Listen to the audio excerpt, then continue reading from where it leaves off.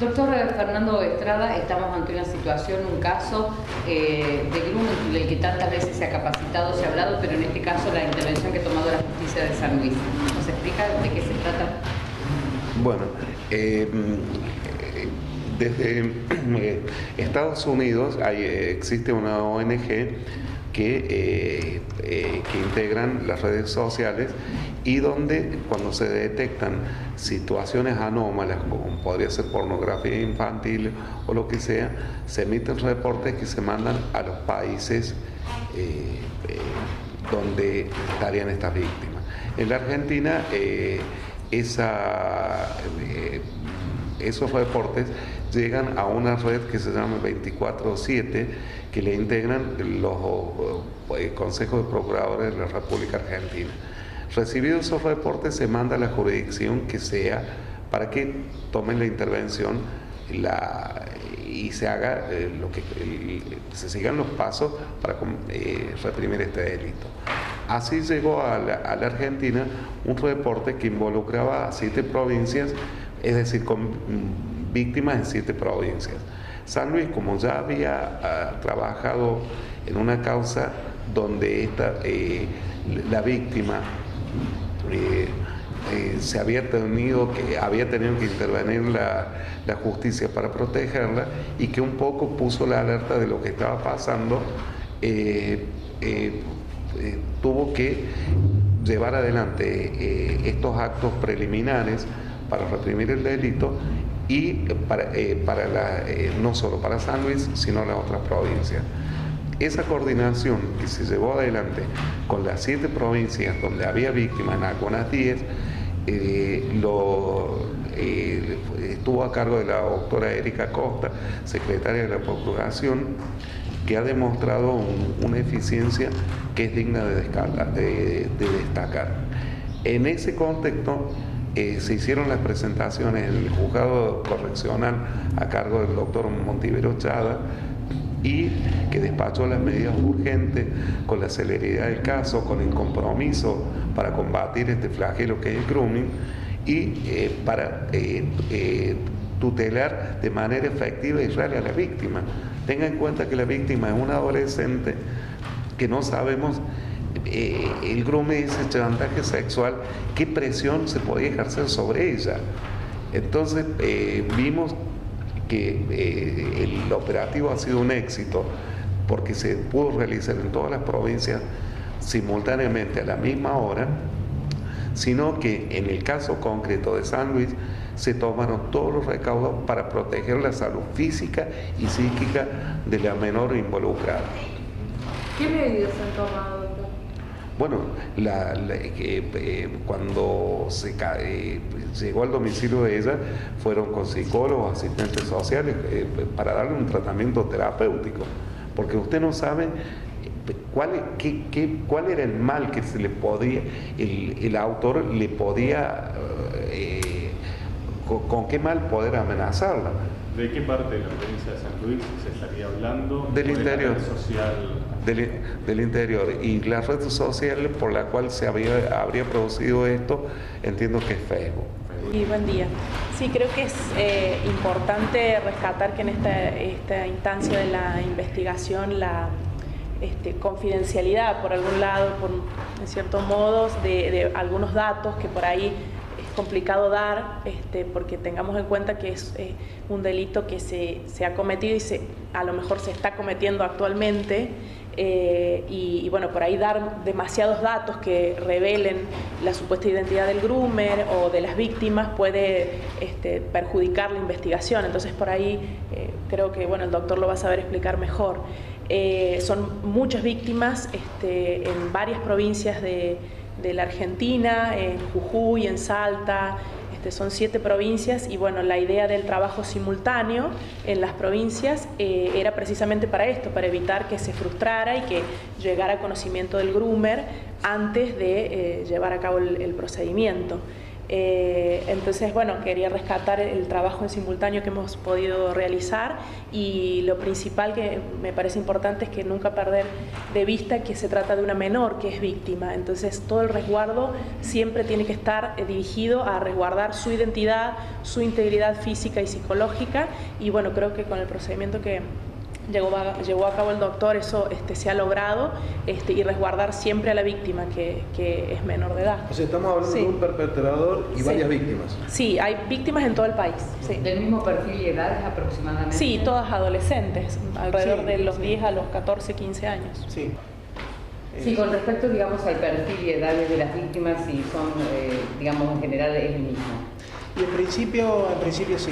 Igual hay que tener en consideración que el delito de grooming, ya de por sí, el tipo penal prevé que el contacto electrónico con fines para menoscabar, digamos, la integridad sexual, o sea, que pudiera estar configurado en cualquiera de los otros delitos contra la integridad sexual, debe ser contra menores de edad. Entonces, ya desde el vamos, bueno, sí, se tratan de menores, son en principio adolescentes y bueno.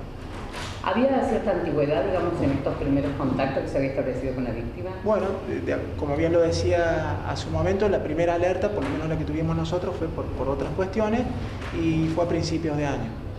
Y el resto, bueno, en materia de investigación, eso lo va a revelar la pericia correspondiente que se está efectuando. ¿Se debe efectuando. establecer una confianza, digamos? Sí. A ver, esto en general, y es bueno, aprovecho también un poco la oportunidad para recordar y remarcar lo que tiene que ver con el delito de grooming.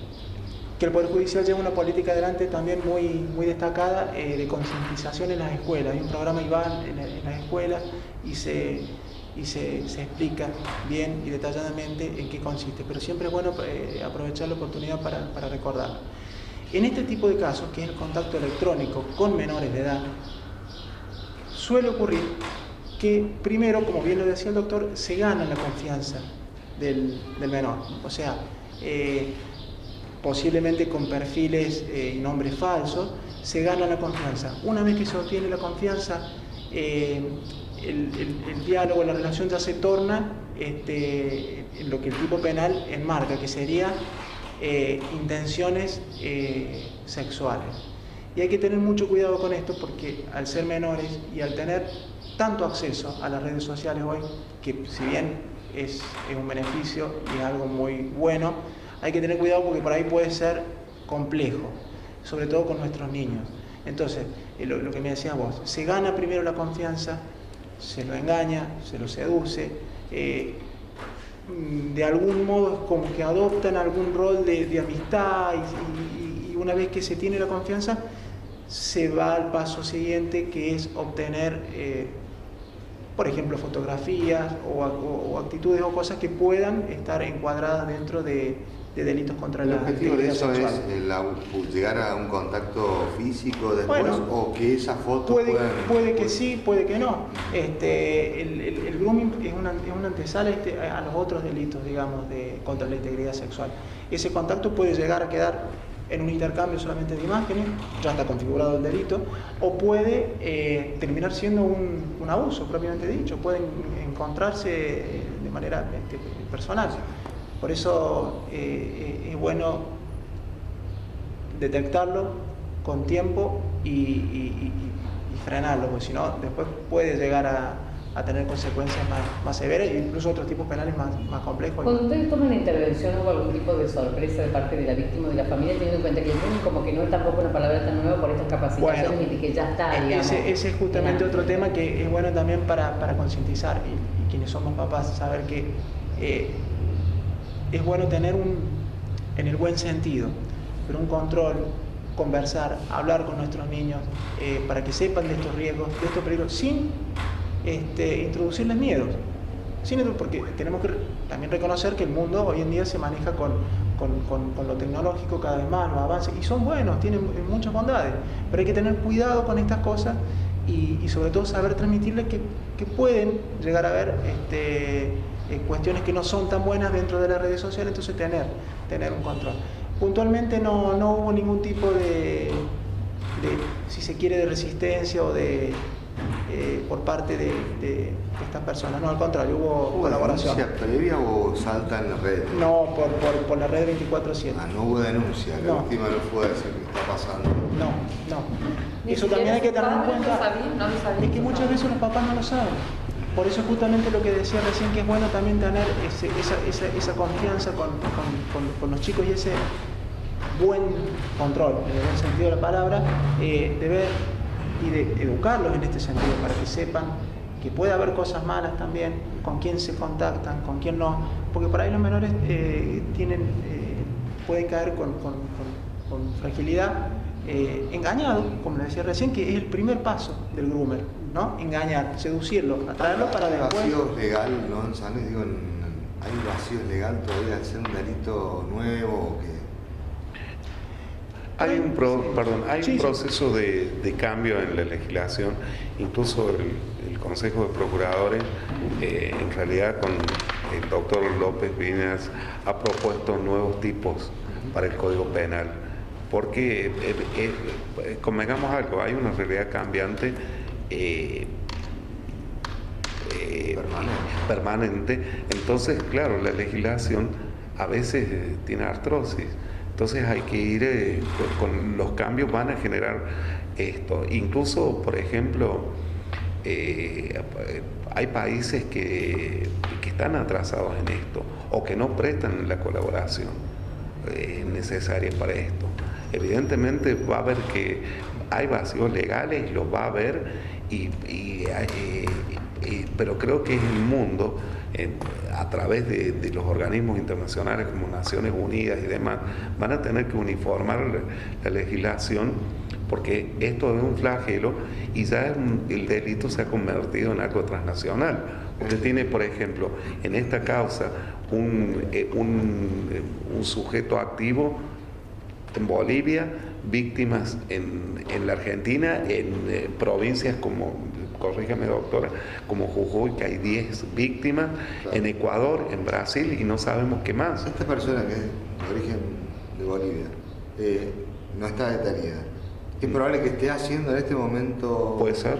Puede ser. Por eso se necesita la colaboración de todos los países, porque si no, no se llegaría a buen puerto o rápidamente a buen puerto.